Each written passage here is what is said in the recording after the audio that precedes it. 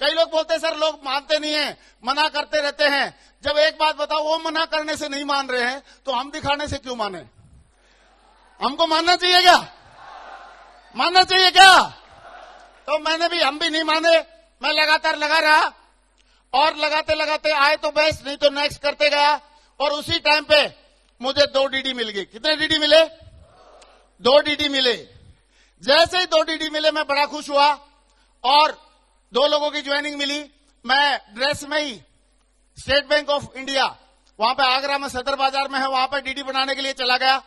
और डीडी बनाने के लिए गया तो मैंने फॉर्म भर के पैसे और फॉर्म दे दिया। उसने ठप्पा मार के मुझे रसीद दे दी। और मैं ये पूछने वाला था उसमें से कि सर मुझे ये डीडी कब मिलेगा, ये थोड़ा बता दीजिए। लेकिन इससे पहले कि मैं पूछता, जैसे मैंने उसे झुक के उस खिड़की में से देखा तो उन्होंने बोला भाई साहब देखने में शरीफ लग रहे हो, फौजी आदमी हो, खुद तो फंस गए, दूसरों को क्यों फंसा रहे हो? मैंने बोला यार ये तो बड़ी गलत बात है। मैंने बोला क्या बोला भाई साहब? बोला ऐसी कंपनियां दुबई में भाग जाती हैं। कहां भाग जाती है? मेरे दिमाग में बिल्कुल उसकी बात जो थी बिल्कुल सेट होगी। मैंने बोला सर इसको तो ये भी मालूम है, पढ़ा लिखा बंदा, ग्रेजुएट तो होता ही है, बैंक वाले, बैंक का कैशियर ग्रेजुएट तो होता ही है, ये सर नो। मैंने बोला ये पक्का, इसको सारी चीजें मालूम है। मैं तो ठहरा फौजी आदमी, कुएं का मेंढक, ज्यादा नॉलेज है नहीं, लेकिन ये पढ़ा लिखा ग्रेजुएट बैंक में बंदा है, सिविल में इनकी कांटेक्ट रहते हैं, तो इसको सब मालूम है कि हो ना हो ये सही बोल रहा होगा। और मेरे माथे पे एकदम पसीना आ गया और मुझे पीला पीला दिखाई देने लगा, पीला पीला। उस टाइम पे समझ में नहीं आ रही थी करूं तो क्या करूं, लेकिन जैसे ही दिमाग पर जोर डाला तो मुझे एक नाम याद आया। क्या याद आया? और ऐसे समय में जब अगर हमको कोई मार्केट में कुछ नेगेटिव मिलता है तो हमको एक नाम याद आता है। क्या नाम याद आता है? अप्लाई नहीं। मुझे उस टाइम पे जो नाम याद आया उसका नाम आया था जिसने मुझे फंसाया। जिसने मुझे, पीछे वाले ठाकुरों, जिसने मुझे। और उसी टाइम पे मैंने नीचे आके एसडीडी से फोन लगाया। मैंने बोला सर मैं ग्रेवाल बोल रहा हूं आगरा से। बोला हाँ ग्रेवाल जी क्या हाल है? मैंने बोला सर 2 डीडी बढ़ाने के लिए आया था, मैं बैंक में आया हुआ हूं। बोला वेरी गुड, ग्रेट, कांग्रेचुलेशन, बहुत बढ़िया। मैंने बोला सर आप तो इतनी ऐसी बधाई दे रहे हो जैसे लड़का पैदा हो गया हो। इधर मेरे साथ क्या हो रहा है ये तो मैं ही जानता हूं। यस और नो? यस और नो? मैंने बोला सर ऐसे ऐसे बैंक में 2 डीडी बनाने के लिए आया हुआ था और बैंक वाले भाई साहब ने ऐसे ऐसे बोला। तो उन्होंने बोला कि डोंट वरी ग्रेवाल जी, चिंता मत करो। लोगों ने ऐसे ही बोला था राइट बंधुओं को कि लोहे का हवाई जहाज आदमी को बैठा के नहीं उड़ सकता। आज लोहे का हवाई जहाज आदमी को बैठा के उड़ता है कि नहीं? यस और नो? बोला ऐसे ही बोला था थॉमस एडिसन को कि बल्ब नहीं जलेगा, आज बल्ब जलता है कि नहीं? यस और नो? उन्होंने हार नहीं मानी। और बोला ऐसे ही बोला था चतुर्वेदी साहब को कि इसमें करोड़पति नहीं बनते, वो करोड़पति बन गए। ऐसे ही बोला था जैन साहब को इसमें डायमंड नहीं बनते, वो डायमंड बन गए। और बोला ऐसे ही मुझे बोला था मैं भी डायमंड बनने वाला हूं। और ग्रेवाल जी आप लिखवा के ले लो, अगर लोग ऐसा ही बोलते रहे और आप फिर भी डटे रहे तो आप भी एक दिन डायमंड बन जाओगे, आप भी एक दिन डायमंड बन जाओगे। Thank you. लेकिन दोस्तों ये बात मुझे हजम नहीं हुई। मैंने बोला लोग तो बोलते रहेंगे दुबई भाग जाएगी और मैं डायमंड कैसे बन जाऊंगा? ऐसे होगा क्या? क्यों नहीं समझ में आई मुझे? 2 कारण थे। एक तो करेला और ऊपर से नीम चढ़ा। एक तो मैं जाट, ऊपर से फौजी। समझ में आएगी बात? नहीं आई। इसलिए मैंने बोला सर ऐसी बात है, अगर आप सिंपल भाषा में मुझे समझा सकते हो तो समझा दो, अदरवाइज आपकी हमारी नमस्ते, ये पकड़ो अपना झंडा डंडा, कोई बात नहीं है, सही है, भुगत लेंगे। तो उसी टाइम पे उन्होंने मेरे से 2 बातें पूछी। बोला ग्रेवाल जी आप मेरी 2 बातों का सवालों का जवाब दे दो, उसके बाद जो आपकी मर्जी हो कर लेना।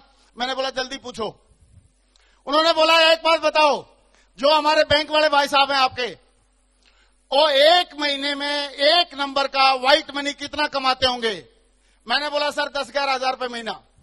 और बोला जो हमारे आदर्श हैं, जिनको देख के हम काम करते हैं, जो हमारे मेंटर हैं, वो लोग 1 महीने में कितना कमाते होंगे? मैंने बोला सर 10-11 लाख रुपए महीना। बोला एक आदमी एक नंबर का व्हाइट मनी 10-11 हजार रुपए महीने कमाता है और एक आदमी एक नंबर का व्हाइट मनी 10-11 लाख रुपए महीने कमाता है, कौन ज्यादा समझदार है, 1000 वाला या लाख वाला? सारे बोलेंगे 1000 वाला या लाख वाला?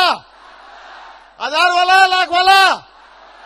मैं भी लालची आदमी था आप लोगों की तरह, मैं भी फंस गया। मैंने बोला सर लाख वाला ज्यादा समझदार है। कौन ज्यादा समझदार है? मैंने बोला लाख वाला ज्यादा समझदार है। उसी टाइम पे अंबरका जी ने बोला ग्रेवाल जी जिंदगी आपकी है, फैसला भी आपका रहेगा, लेकिन एक बात आप लिखवा के ले लो, आज आप 1000 वाले की बात मानोगे तो 1000 वाले रह जाओगे और लाख वाले की मानोगे तो लाख वाले बन जाओगे। जिंदगी आपकी है, फैसला आपका है, जो भी आप करना चाहते हैं।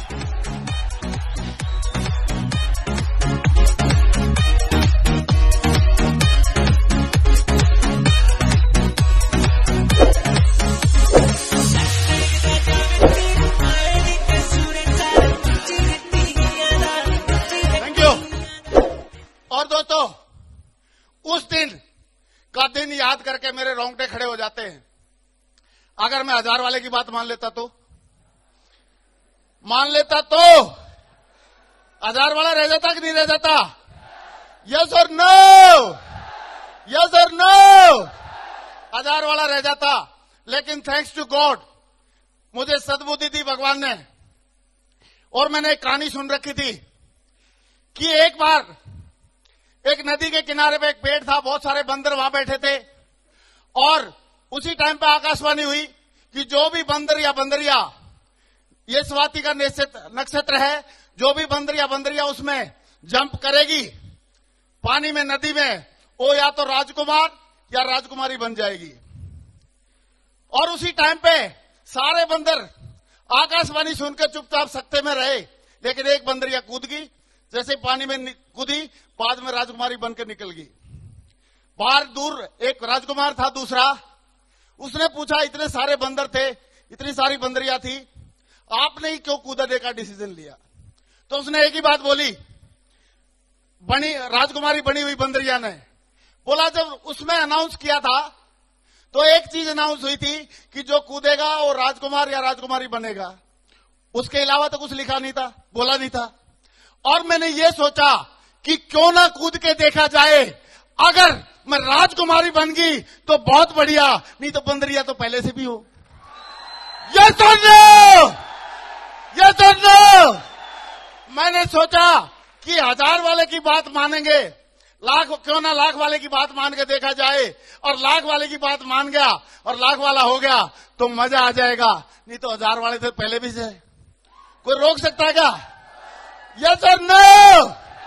उस आदमी को डरने की जरूरत नहीं है जिसको रोटी कमानी आती है, और रोटी कमानी अगर सीख गया तो मक्खन ये सोप सेप लगवा देगा, सोप सेप लगवा देगा, सोप सेप लगवा देगा, सेप सोप लगवा देगा। यस और नो? यस और नो? अभी बात आती है, मैं धन्यवाद देना चाहूंगा ग्रेट अपॉर्चुनिटी का, ट्रिपलेस सिस्टम का, और मेरे ग्रेट अपलाइन लोगों का, जिसमें नाम आता है।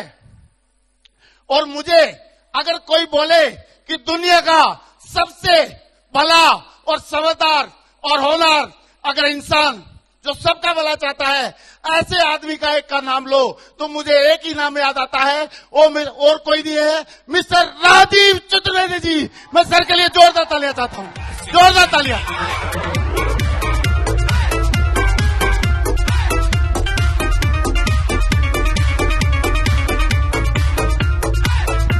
Thank you. ऐसे जिनके अपलाइन हो उनका भविष्य सुरक्षित रहेगा कि नहीं रहेगा? यस और नो? राजीव चतुर्वेदी जी, संजय जैन जी, ओम प्रकाश जी, ये सारे हमारे आशीष दुबे जी, बहुत सारे हमारे ग्रेट मेंटर रहे। इनके माध्यम से मुझे बताते हुए खुशी है कि आज जो 8 से 9 हजार रुपए महीने कमाता था वही नरसी ग्रेवाल, कोई ऐसा महीना नहीं जाता जिस महीने में 14 से 15 लाख रुपए महीने में नहीं आते हूं। 14 से 15 लाख रुपए कर रही हूं।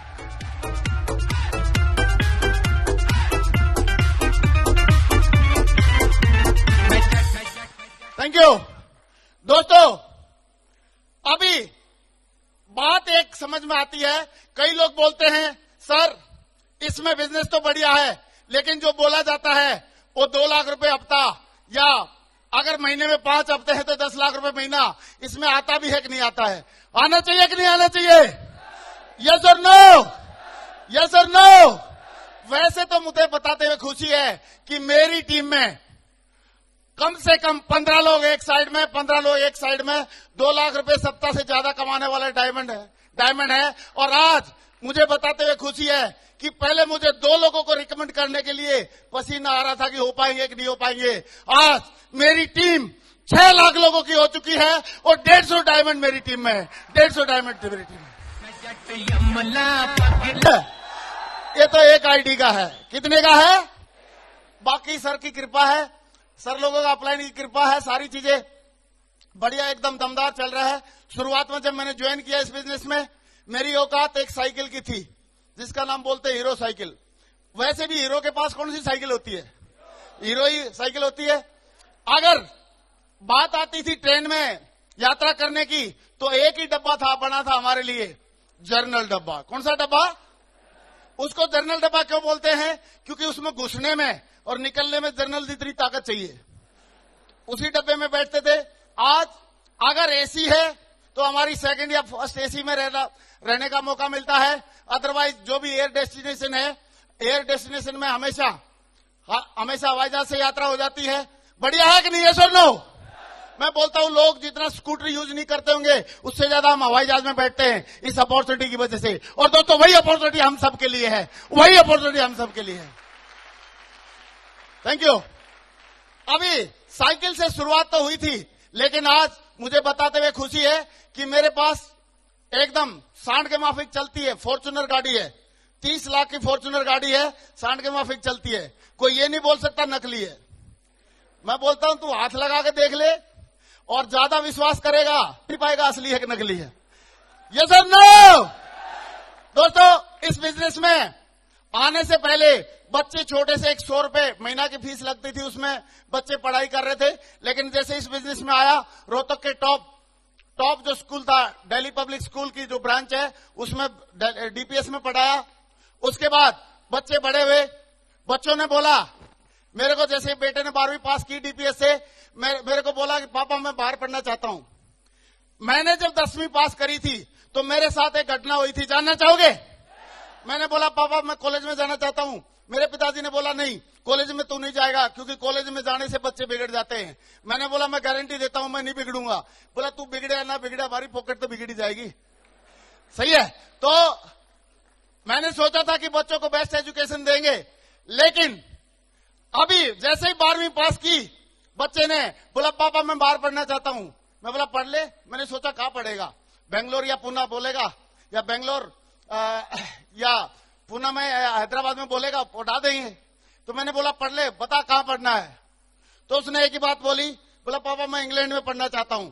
और इंग्लैंड का जिस यूनिवर्सिटी का उसने नाम लिया, 1 साल की जो फीस है 35 से 40 लाख है। लेकिन क्योंकि उसका पापा डायमंड था सिक्योर लाइफ में, क्योंकि उसका पापा डायमंड था सेफ शॉप में, इसलिए मुझे 2 सेकंड से ज्यादा नहीं लगे। मैंने बोला भाई तेरी मर्जी है, तू अमेरिका पढ़ या लंदन में पढ़ ले, तेरा पापा डायमंड है, डायमंड है तेरा पापा।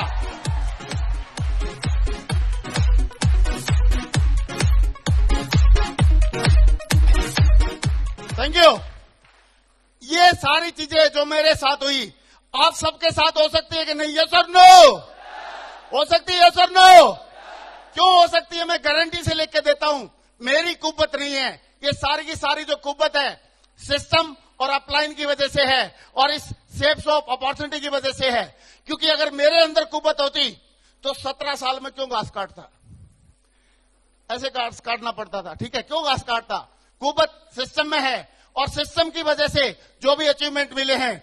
और सिस्टम में इतनी ताकत होती है कि अगर एक आम से आम इंसान भी चाहे तो जिंदगी में बड़े से बड़ी प्रोग्रेस कर सकता है। डायमंड बन सकते हैं। कितने लोगों ने ठान लिया डायमंड बनकर दिखाएंगे? और इतने सारे, एक जोरदार तालियां सारे भविष्य के डायमंड्स के लिए, जोरदार।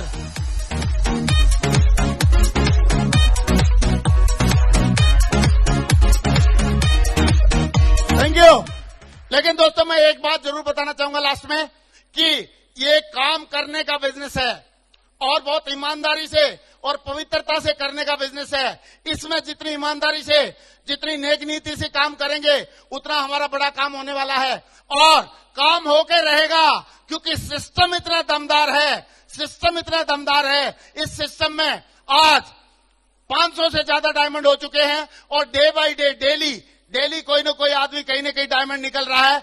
और इसलिए मैं बोलता हूं, हम लोग जितने भी यहां पे बैठे हैं वो भी डायमंड बन सकते कि नहीं बन सकते? बनकर दिखाएंगे? पक्का? कितने लोग बनकर दिखाएंगे? सारे?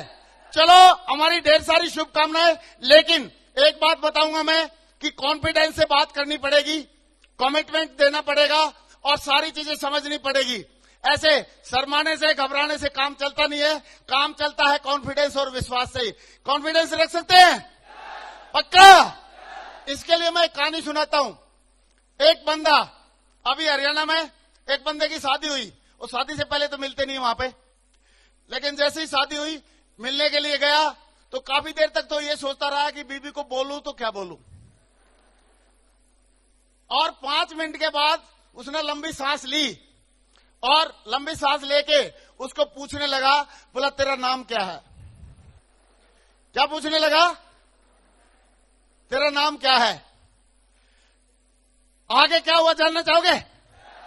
कितने लोग जान पाएंगे? सिप में हो जाए तो जल्दी बन जाएगा कि नहीं बन जाएंगे? तो उधर से बीबी ने जवाब दिया कि ये बता, जो कार्ड छपे थे? बोला हाँ छपे थे। उसमें नाम लिखा था? बोला हाँ लिखा था। बोला उसमें क्या तेरी बुआ का नाम लिखा था? उसमें तो मेरा ही था। कॉन्फिडेंस के साथ काम करना चाहिए, कर सकते हैं। कई लोग इस सिस्टम में आने के बाद और ये देखने के बाद कि डायमंड बनने के बाद जिंदगी बदलेगी और ट्रेनिंग में जाने के बाद कि करना क्या है, उसके बाद भी पूछते सर डायमंड तो बनना चाहता हूं, बताओ करना क्या है? तो ट्रेनिंग में बताया था, वो किस लिए बताया था? मजाक किया था क्या? यस और नो?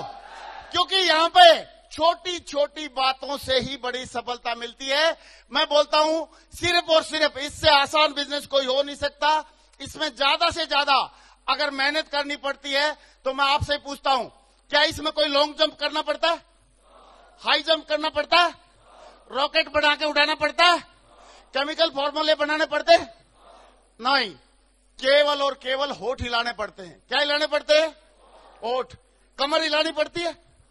किसी अपलाइन ने बोला कि कमर हिलाओगे तो आप डायमंड बनोगे। क्या हिलाने पड़ते हैं? होठ। क्या हिलाने पड़ते हैं? सारे, जिनका भी मुंह ठीक है सारे लोग बोलेंगे। क्या हिलाने पड़ते हैं? और हम होठ हिला सकते हैं कि नहीं हिला सकते? यस और नो? जब होठ हिला के दूसरे लोग डायमंड बन सकते हैं तो हम भी बन सकते हैं कि नहीं बन सकते? लेकिन कई लोग अभी भी डाउट में हो गए। बोला साहब होठ हिलाने से डायमंड कैसे बन जाएगा? होठ हिलाने से तो बन नहीं पाएगा। लेकिन तो होठ हिलाने की भी टाइमिंग है। राजनीति के बारे में बात नहीं करनी है, हीरो हीरोइन के बारे में बात नहीं करनी है, क्रिकेट के बारे में बात नहीं करनी है। होठ हिलाने हैं तो 5 काम के लिए हिलाने हैं। क्या 5 काम है जानना चाहोगे? जानना चाहोगे? चतुर्वेदी साहब ने बताया है कि आप इनवाइट करने के लिए होठ हिलाओ, लोगों को प्लान दिखाने के लिए होठ हिलाओ, फॉलोअप करने के लिए होठ हिलाओ, उनको कोर बनाने के लिए होठ हिलाओ और उनको ट्रेनिंग देने के लिए होठ हिलाओ। अगर ये 5 काम के लिए आप लगातार होठ हिलाते रहे तो डे विल कम कि आप यहां पे डायमंड का स्पीच दे रहे होंगे और हम सारे लोग बैठ के यहां पे ताली बजा रहे होंगे। Thank you very much.